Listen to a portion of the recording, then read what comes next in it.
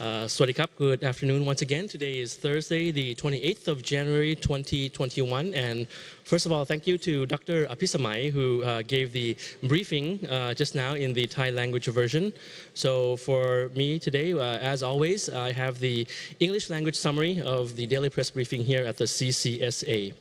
So just to begin first and foremost, with the general situation that we have recorded for today and the number of cases recorded for today. We'll have a slide coming up to you shortly in English as always. New confirmed case for today, we have 756 cases recorded. As mentioned in the past 2 or 3 days, don't be alarmed with the high number of confirmed cases for today and the other days, because most of it are from active case finding. Most of it are intentional, and it's for us to root out the various positive infections found in various areas. So out of 756 today, 724 are from active case finding. Making the cumulative number of cases since last year over 16,000. And also the recoveries is now over 11,000. The active cases, the current cases under treatment remain at 4,858, with the cumulative number of fatalities at 76, remaining at 76. No new fatalities to report for today. So just some observations from the presentation of Dr. Apisamai, and some observations on the cases in general, that the nationwide situation has indeed improved significantly in the past 1 month. If we take the whole month, 1 month tally, it has improved to a certain degree. Although the high number of cases in the past few days are high, but as I mentioned, it's more of the active case finding. Most of the confirmed cases, local transmissions, are from workplaces and factories and families, from within families and social gatherings. There's one point of information that might be good news a bit, that no new cases have been reported in 47 provinces, from around 46 provinces in the past days. Now 47 provinces have had no new cases of infections in their last 7 days. In their own last 7 days, 47 had no cases. At the same time, there are 14 provinces where no cases were found during this whole new wave of COVID. So if we do the math, 47 plus 14, we have 61 provinces in this sort of a grouping for today. So let's make it the so-called safer zones. So this makes the so-called safer zone provinces now at 61 provinces. Because of no infections in many of those provinces in 7 days, and no infections in part of those provinces at all in the new wave. So 61 considered so-called safer zones, and this was what was recapped in the Thai language version of the briefing today. Still, of course, it is necessary to monitor the situation closely. Samut Sakhon province remains the only high-risk area in this regard. The situation in Bangkok Metropolitan Administration in Bangkok and its vicinity is more or less under control, but still needs to be closely monitored. The Ministry of Public Health has stepped up precautionary measures by instructing provincial health authorities to test people with pneumonia or acute respiratory infection, ARI, for COVID. So this is another precaution. Those who are sick with pneumonia or ARI, acute respiratory infection, they are being tested for COVID as well.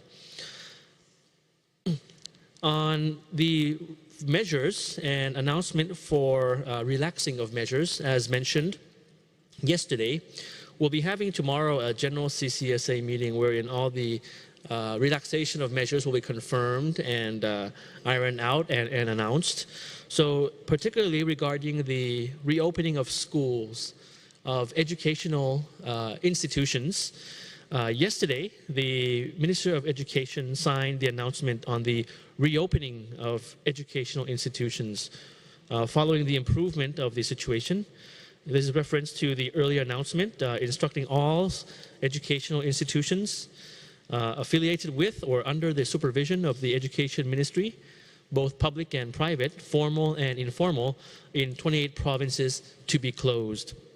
So as per this announcement, starting from the 1st of February 2021, all educational institutions in the said provinces, except for Samut Sakhon, in the 28 provinces, except for Samut Sakhon, shall be reopened.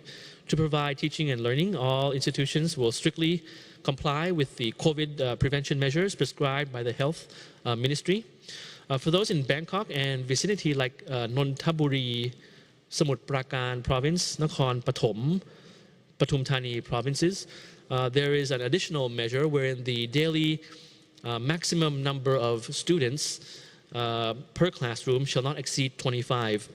In case that any educational institution does not have sufficient classrooms, it shall have to arrange for students to attend classes on alternate days, staggered days. And this is important to note that this announcement is aimed to allow enough time for schools to make necessary preparations ahead of the planned reopening on the 1st of February. And all schools have been informed in this regard. However, of course, the final decision on all the relaxation measures will be consolidated and will be presented to the CCSA general meeting tomorrow, chaired by the Prime Minister, and come out as a big package of all the relaxation measures as one big package. And in case that the CCSA makes any different decision, the various ministries, including the Education Ministry, will be amending various announcements accordingly. So with regard to schools and with regard to one recommendation from the World Health Organization, just to share some of that for schools and students so that everyone can avoid COVID, and when they go back to school, that could be safe and of no harm and preventive. So as you can see on screen, there's an infographic on schools, keeping schools safe during COVID and always, as per the recommendation of the World Health Organization. For example, staying home if students are sick, keeping physical distancing, coughing and sneezing into flexed elbow or tissue paper, wearing masks and washing hands. This is very important to let the young children, young students know and keep it to heart as a common practice, as a routine.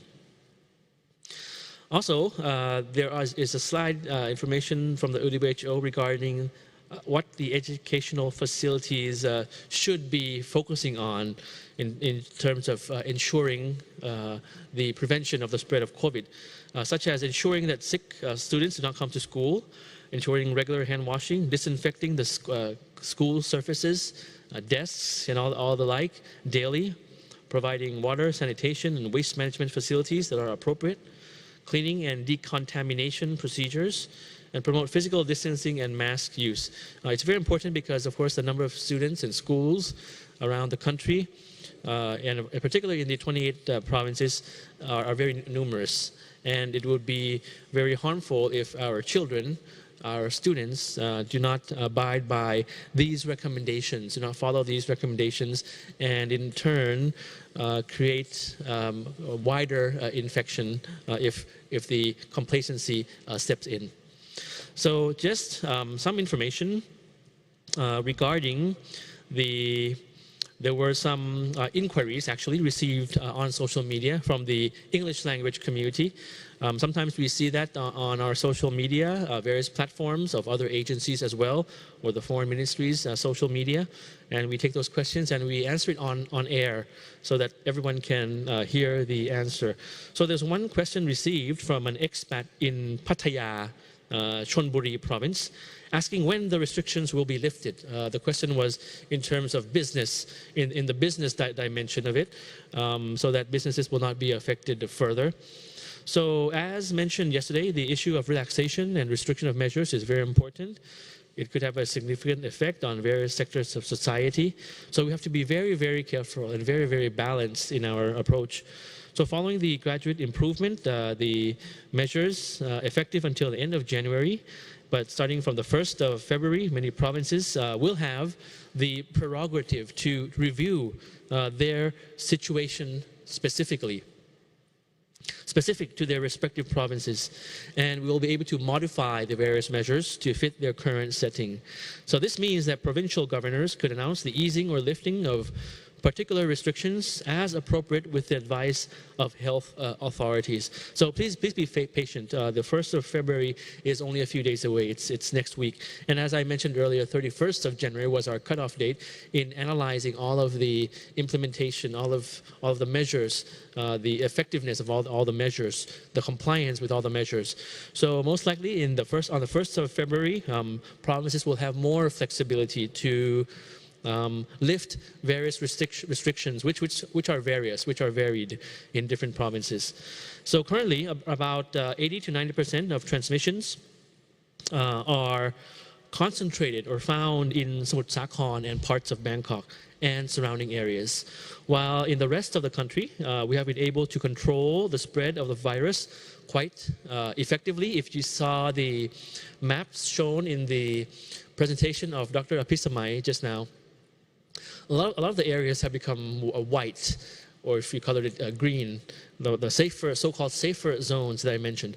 A lot of the provinces have been colored white now, which means that week on week, it has become a better situation. So 3 weeks ago, it might have been more of yellow and orange, but considering last week in particular, and only last week, 7 days of last week by week compared, it's a much better situation. The concentration province-wise has been narrower already, and other provinces have not been experiencing high numbers of infections and have thus been colored to be of lower risk than the past weeks, low risk or white. So therefore, it is likely that we will be seeing further easing of restrictions in many provinces soon. We need to follow the announcements of each province closely. So this was the question from the expat community in Thailand. I'd just like to touch a bit on the biocircular green economic model that I mentioned yesterday, which of course this is for the economic recovery model post-COVID, after COVID, the policy after COVID, which we have put forward. The aim is to revive the economy post-COVID. Not only that, but also to be the key driving engine for the economy in the future. And 2 weeks ago, the Prime Minister instructed agencies to adopt the BCG as a national agenda, expediting the formulation of the 5-year national BCG strategy plan based on 4 priority areas: food, agriculture, medical and wellness, bioenergy, biomaterial, biochemical, tourism, and creative economy, as you see on screen. And +1, so 4 + 1, that was 4. The +1 is biodiversity and cultural diversity. Not totally new in our economic policy. We have strong potential in the 4 economic sectors already. The adoption of BCG as a key policy priority is to be intensified as an effort to take advantage of the remaining untapped opportunities for the economic development of the country. In this regard, we welcome foreign investors and partners in the near future to join us in this journey and for the mutual benefit of Thailand and the world at large. Just to end, the assistant spokesperson addressed one question in the Q&A session regarding the disclosure of information. So there had been a particular case in Thailand, as you would know, that there might have been some people not disclosing their timeline or their whereabouts or where they have been visiting after they had been in contact with COVID positive persons, infected persons. So this is very important because disclosing your timeline when you are informed that you have been in touch with people who are infected is very important because it's able to help authorities control in a timely manner the spread of the disease and control and prevent it from becoming a super spreader. So on screen here, you have sort of like a map that the assistant spokesperson showed just now in Thai. We have it only in Thai. Apologies for that. So it's actually like a map, like a simulated city, sim city type.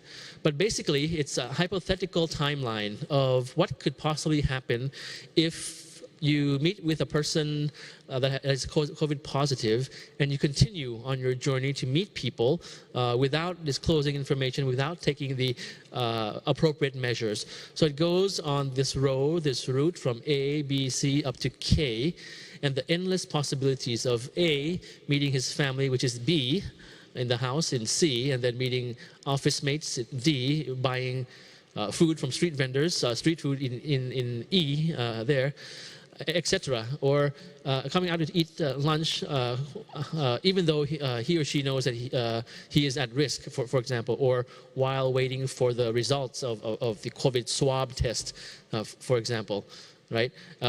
And then I would be gas stations or meeting various colleagues and people and congregating and attending parties and the like. So this is just a hypothetical scenario that one might take if he or she does not take any precaution after being made aware of the COVID infection or the contact with a COVID infected person.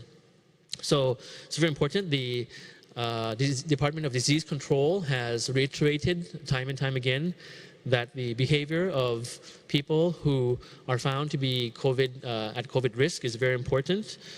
This actually is against the law. It's actually in violation of the Communicable Disease Control Act in terms of falsifying information and in terms of possibly, potentially harming others in society. And of course, that is punishable by law. In addition, it is also a criminal offense according to the criminal code of Thailand, wherein falsifying information to authorities may be penalized, punished for imprisonment of 6 months or fine of up to 10,000 baht or both imprisonment and fine. And this is applicable to persons who falsify information as well as the venues that hosted particular events which are against the measures and the laws. So the legal provision, the legal dimension of that is there. I'm not saying that any particular group or any particular case had been disclosing information. Of course, that is for the relevant authorities to dig deep into. But in general, just hoping that your sacrifice is very important. Your sacrifice in disclosing your timeline, your sacrifice in not concealing any information that is relevant to the authorities will be of utmost importance for us to continue to contain this virus, keep the numbers of local transmission low, and when the active case finding numbers are all found, all sought out, all rooted out, and quarantined and put into the medical treatment system, hoping that all of those who are still under treatment, still in active cases, 4,800 plus, hoping that all of them will recover soon and our numbers of recoveries will meet the number of confirmed cases, hoping one day that will become a zero-case country. Thank you very much for your attention. Thank you very much for your cooperation, and we'll see you again tomorrow. สวัสดีครับ